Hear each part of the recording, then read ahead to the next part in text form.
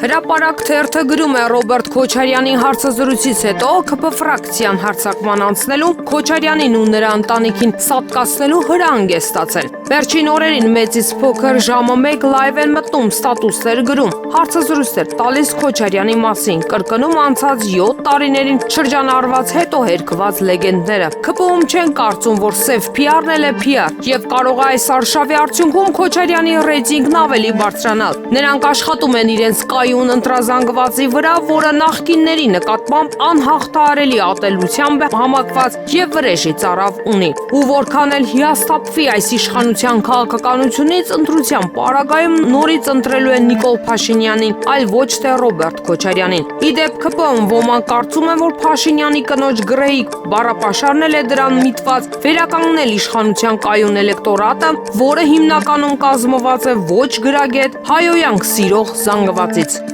Ժողովուրդ օրաթերթը գրում է, ինչպես հայտնի է Արաբական Միացյալ Էմիրություններ մանր եղջերավոր անասուններ արտահանելու կաշառքի քրեական գործով անցնում են ազգային ժողովի падգամավոր Հովիկ Աղազարյանը եւ եւս 2 անձինք, որոնցից նա կաշառք էր պահանջել։ Մասսավորապես Աշոտիկ Սիրեկանի Կամավոսյանին մեղավոր ճանաչել Հայաստանի Հանրապետության քրեական օրենսգրքի 439-րդ հոդվածի 2-րդ մասի 3-րդ կետով եւ նրա նկատմամբ որպես պատիժ նշանակել ազատազրկումը 2 տարի 6 ամիս ժամկետով։ Հայաստանի Հանրապետության քրեական օրենսգրքի 84-րդ հոդվածով սահմանված կարգով ազատազրկման ձևով նշանակված պատիժը պայմանականորեն չկիրառել, սահմանելով փորձաշրջան 3 տարի ժամկետով։ Նկատենք, որ Հովիկ Աղազարյանի առնչությամբ քննությունը հակակոռուպցիոն կոմիտեում շարունակվում է։ Ժողովուրդ օրաթերթը գրում է, Երևանի քաղաքապետարանը վերջին սկանդալներից հետո սեպտեմբերին պատրաստվում է նշել նոր համայնքի հիմնադրման օրը։ Միջոցառման համար Երևանի քաղաքապետարանը հատկացրել է 8 միլիոն դրամ։ Նորքի հիմնադրման օրը միջոցառումը նախատեսվում է կազմակերպել 2025 թվականի սեպտեմբերի 8-ից 15-ն ընկած ժամանակահատվածում։ Միջոցառումն անհրաժեշտ է կազմակերպել Երևանի գահի 19 հասցեում գտնվող նոր վարչական շրջանի ղեկավարի աշխատակազմի վարչական շենքի բակային տարածքում։ Պաշտոնական բացման արարողությունը պետք է մեկնարկի վերոնշյալ օրը ժամը 19:00-ից 22:00։ Միջոցառման երգացանկի ժանրերն են ռոք, ջազ, ռեգի, փոփ, քաղաքային ֆոլկլոր եւ հեղինակային կատարումներ։ Խմբի կատարումները պետք է լինեն ուրախ եւ ակտիվ, բարձր տրամադրություն ապահովող։ YouTube-յան դիտումները պետք է լինեն նվազագույնը 1 միլիոն։ Երեկոյան համերգի համար կատարողը պարտավոր է ապահովել նաեւ հայտնի եւ սիրված 5 Հայաստանի Հանրապետության էստրադային եւ ժողովրդական ճանաչված երգիչ-երգչուհիների ներկայություն յուրաքանչյուրը 3-ական կատարմամբ։ Մեկ ճանաչված պարային համույթը ծրագրի պետք է ելույթ ունենա 20:00-ից մինչև 21:30։ Երգիչ-երգչուհիների ընտրությունը բենդի ընտրությունը նախապես պետք է համաձայնեցվի պատվիրատուի հետ։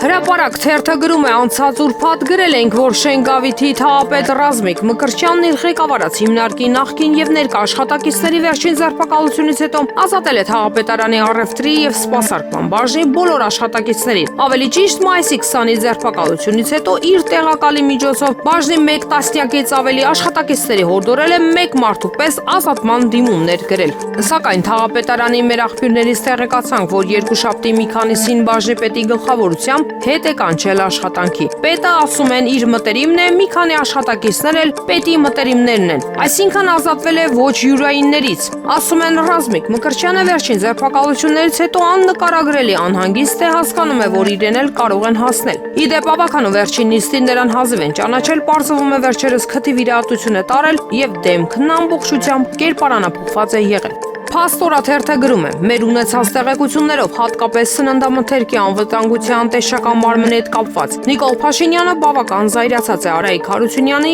ու տեսչական մարմինների աշխատանքների համակարգման գրասենյակի ղեկավար Պետրոս Մարտիրոսյանի վրա։ Պատճառն այն է, որ ընդամենը կես տարի պաշտոնավարած ՍԱՏՄ ղեկավար Արմեն Դանիելյանը վերջերս ազատվեց աշխատանքից, այնուհետ ձերբակալվեց ծառայողական լիազորություններն օգտագործելով առանձնապես խոշոր չափերի գույք հափշտակելու մեղադրանքով, ապա եւ կալանավորվեց։ Իսկ Դանիելյանին ՍԱՏՄ ղեկավար դարձնելու լոբինգ Հարությունյանն իրականացնում էր տևական ժամանակ։ 2023 թվականին Նիկոլ Փաշինյանը Դանիելյանի թեկտածությունը չէր հաստատել, այդուամենայնիվ 2024 թվականի նոյեմբերին Արայիկ Հարությունյանին ու Պետրոս Մարտիրոսյանին հաջողվեց վերջապես ՍԱՏՄ ղեկավար դարձնել իրենց պրոտեժե Արմեն Դանիելյանին։ Արդյունքը կոռուպցիոն սկանդալն է նախաձեռնված քրեական վարույթով։ Հրապարակ օրաթերթը գրում է հունիսի 5-ին Հայաստան կայցելի Ռուսաստանի Դաշնության խորհրդարանի վերին պալատի Դաշնության խորհրդի նախագահ Վալենտինա Մատվիենկոն ուշագրավ է, որ նախատեսվող միջոցառումների կազմակերպման գործը հյուրընկալվող կողմն է իր վրա վերցրել։ Մենք տեղեկացանք, որ Հայաստանում ռուսական մի շարք կազմակերպությունների Ռուսաստանի Դաշնությունի շրջաբերական իջեցվեն, յուրաքանչյուրը մի միջոցառում կազմակերպելու հանձնառություն է ստանձնել։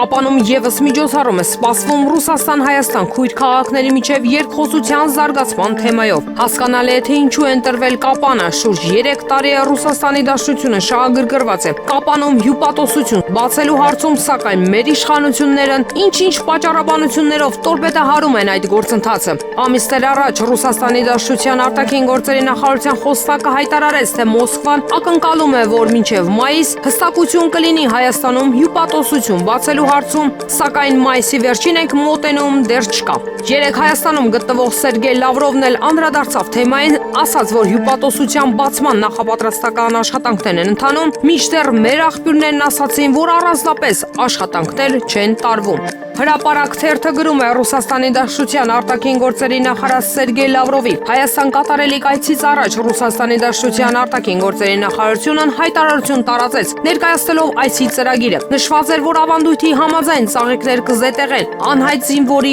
գերեզմանի անմար կրակի մոտ եւ ծաղկեպսակ կտեղադրվի հայոց ցեղասպանության զոհերի հուշարձանին։ Երեք պարզվեց, որ ցեղասպանության հուշահամալիր այցը հանվել է այցի օրակարգից։ Նա միայն ծաղկեպսակ է ուղարկել։ Թերևս Հայաստանի Հանրապետության իշխանությունների ցանկությամբ եւ արտաքին գործերի նախարարի համաձայնությամբ պաշտոնական բացատրություններ, որ այցի ծրագիրը հագեցած է, բայց Ռուսաստանի Դաշնության արտաքին գործերի նախարարությունն դա փորձեց կոմպենսացնել անհայտ զինվորի հուշարձանին այցելության ժամանակ արված լուսանկարով Արարատի ֆոնին։